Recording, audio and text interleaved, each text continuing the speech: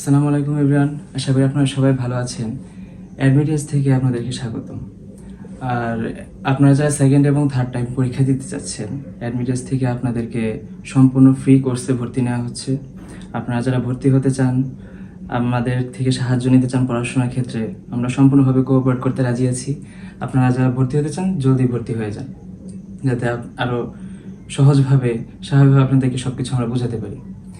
আজকে আমরা রক্তের ব্যাপারে কিছু আলোচনা করব।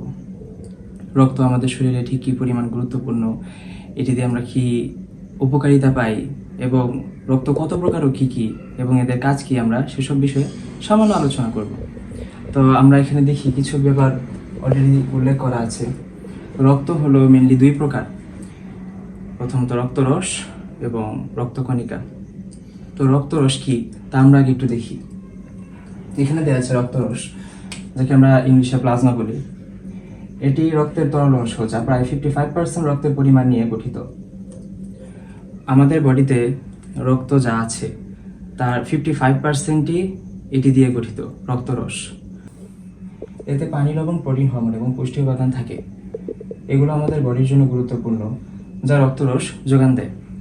এরপরে আসি আমরা রক্তকণিকায়। রক্তকণিকা আবার তিন প্রকার: লোহিত রক্তকণিকা, শ্বেত রক্তকণিকা এবং অনুচক্রিকা।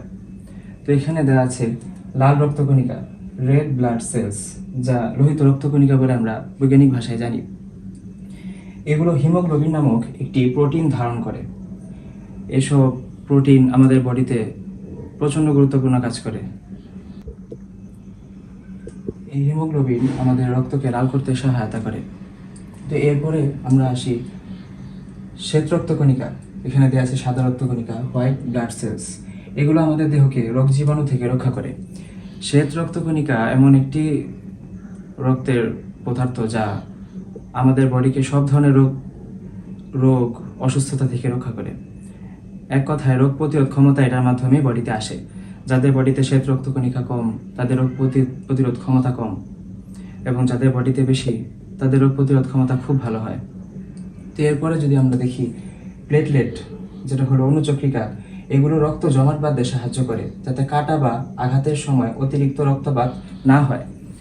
আমরা লক্ষ্য করি যখন হাত কোনো কারণে কেটে যায় বা ছিলে যায়, তখন রক্ত বের হয়। তো এই রক্তটা অনেকটুকু বের হওয়ার কথা, যা অনুচক্রিকার জন্য অল্প পরিমাণে বের হয় বা কাটার পরে রক্তটা জমাট বাঁধতে সাহায্য করে। যে যার অনুচক্রিকা বডিতে বেশি, তার তাড়াতাড়ি জমাট বাঁধে, তাড়াতাড়ি হিলিংটা কাজ করে। আর যার বডিতে কম, সেটা দেরিতে কাজ করে, রক্ত বের হতে থাকে, রক্তপাত বেশি হয়।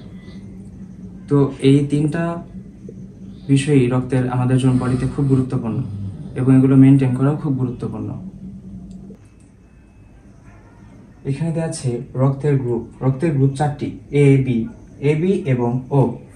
এগুলোর এক একজনের বডিতে, এক একজন মানুষের বডিতে এক এক রকম গ্রুপ থাকে। কারো ও positive, O negative, A B positive বা A B negative, B positive বা বি নেগেটিভ, এরকম এ পজিটিভ বা এ নেগেটিভ। এক একজনের রক্তের গ্রুপ এক এক রকম। এবং কারোর যদি রক্ত দিতে হয় কারোর বডিতে, তাহলে অবশ্যই রক্তের গ্রুপকে মিলতে হবে। এবং সব গ্রুপের ক্ষেত্রে না, কিছু কিছু গ্রুপের ক্ষেত্রে আলাদা আছে, সেগুলো আমরা বিস্তারিত পরবর্তীতে জানতে পারবো। এছাড়াও আরএইচ ফ্যাক্টর অনুযায়ী রক্ত আরএইচ প্লাস বা আরএইচ মাইনাস হতে পারে।